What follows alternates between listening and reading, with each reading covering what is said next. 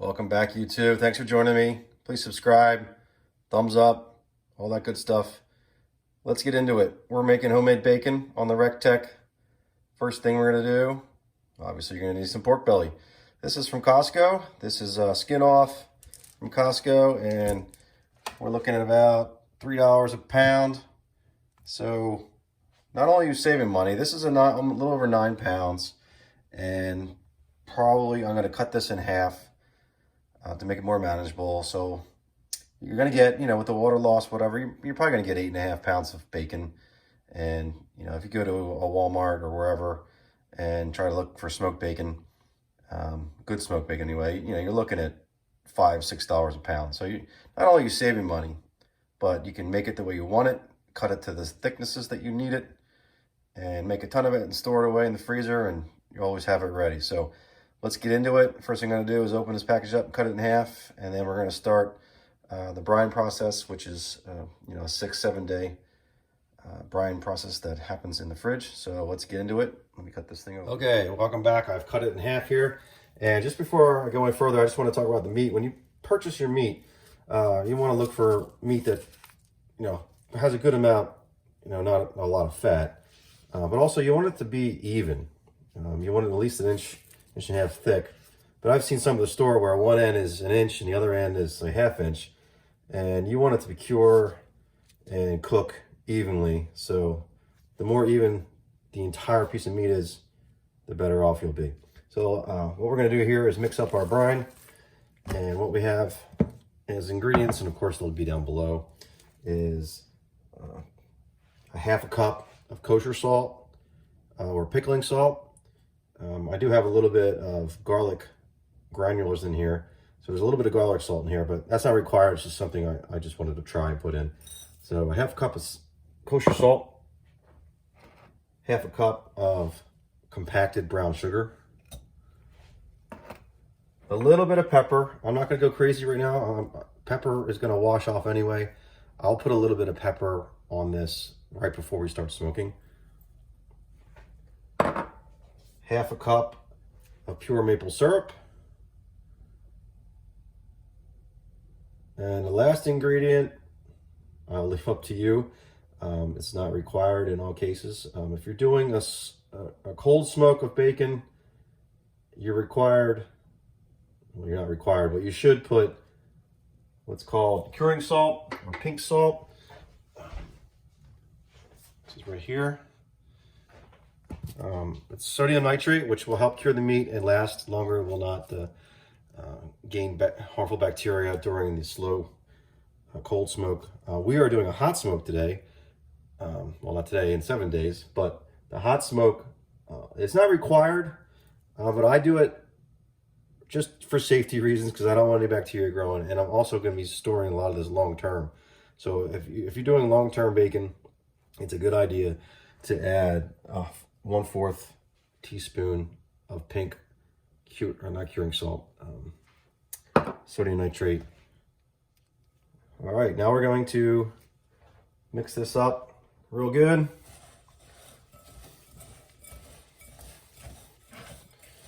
And we're going to get, paste type consistency. And we're going to spread it on the pork belly evenly on all sides, edges. And then we're going to put it in a Ziploc bag and store it in the refrigerator for 6 or 7 days. All right, so this is looking good. The syrup smells good. All right, now we're just gonna put it on top here.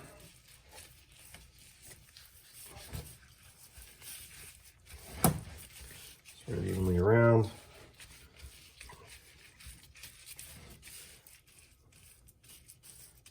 Mostly you want the salt contacting everything right now.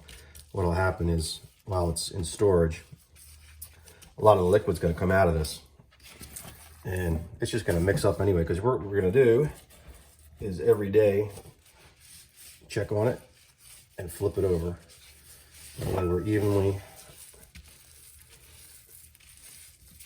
getting this brine everywhere and this salt. Some people like to score this side. I don't do it, but you could easily take a knife and just do some scoring. That way the brine gets into the meat a little bit better. But I don't worry about it. It's going to get in there. So, all right, flip this over again. I'm going to in. And whatever's left on the cutting board, I am going to put back in. So what I'm going to do is get that Ziploc bag open. This side's good. And get it in there and put everything that's on this cutting board inside.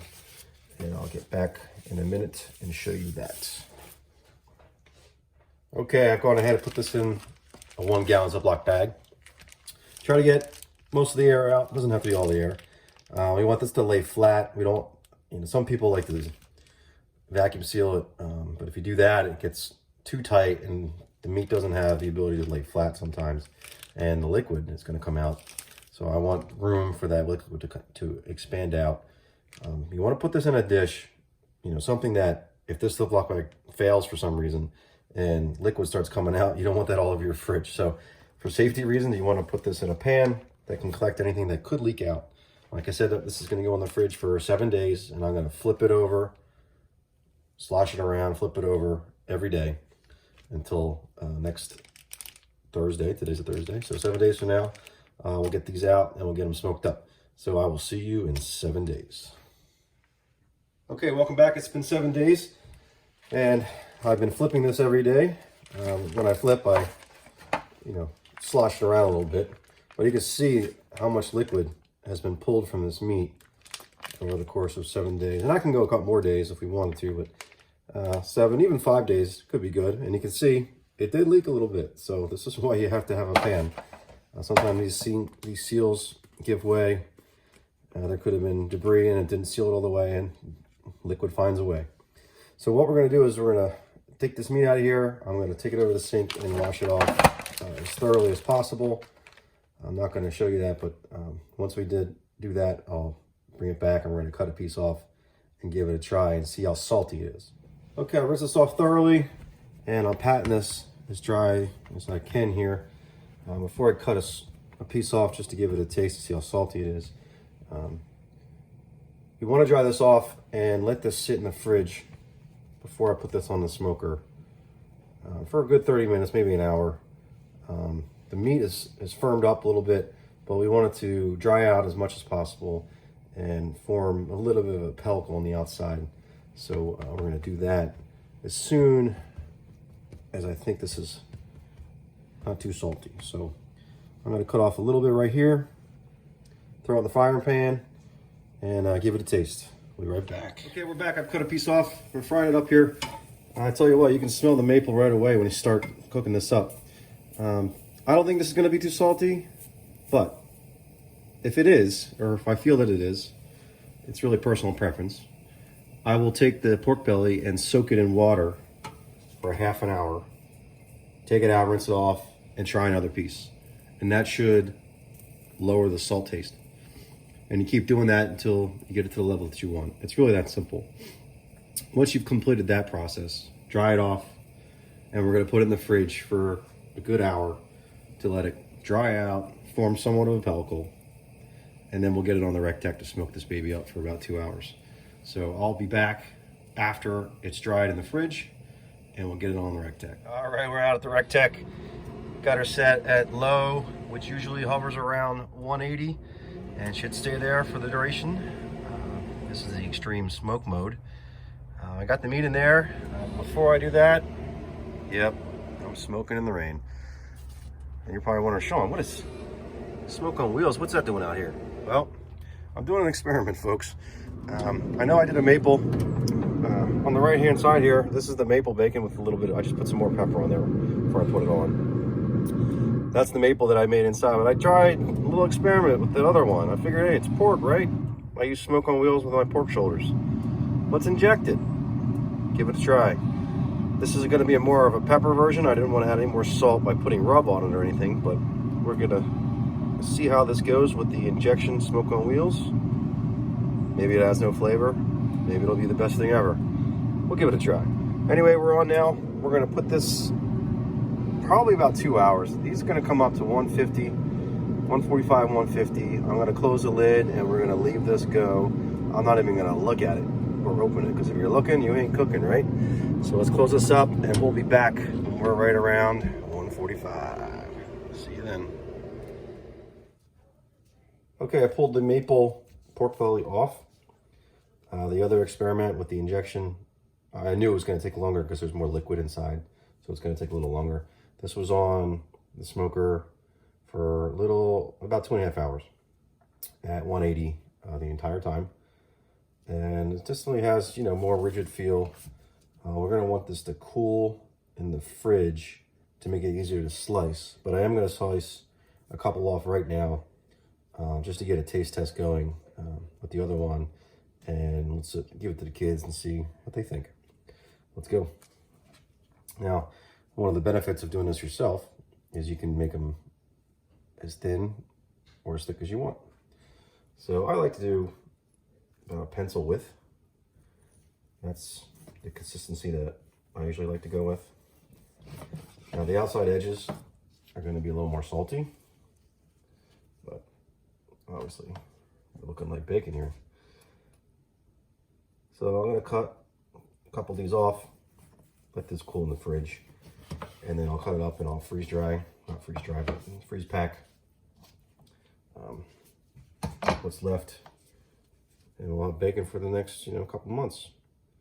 All right, I'll come back when I cook these up and we'll do a taste test. Okay, the other belly experiment is completed. It took about 20 minutes longer.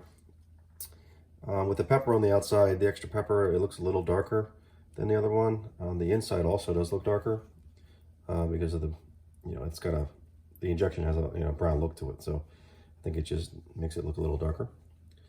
So let's fry them up and compare the two. I'm sure they'll both be good. We will see what the kids think. Be back in a few.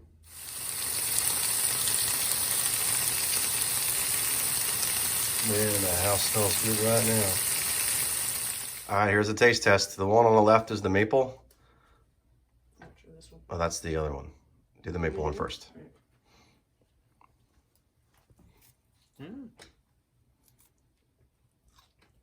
I like this one. This one's good. Can you taste the maple syrup? Yeah. A little bit of sweetness in it. That's definitely good. Yeah, take a drink and then try the other one out, which is an experiment with the injection and more pepper. So it's not gonna, you're not gonna get any sweet taste out of that one or the next one. So let me know what you think and which one is better.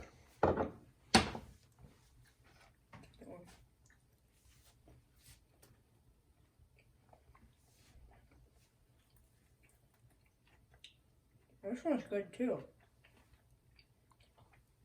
It's definitely like hotter. Because of the pepper. Mm-hmm. What do you think, Cole? There's more flavor. More flavor in that one. Oh, well, there you have it. Can't go wrong either way. Try an injection, see how you do. Winner, winner, bacon dinner. See you next time.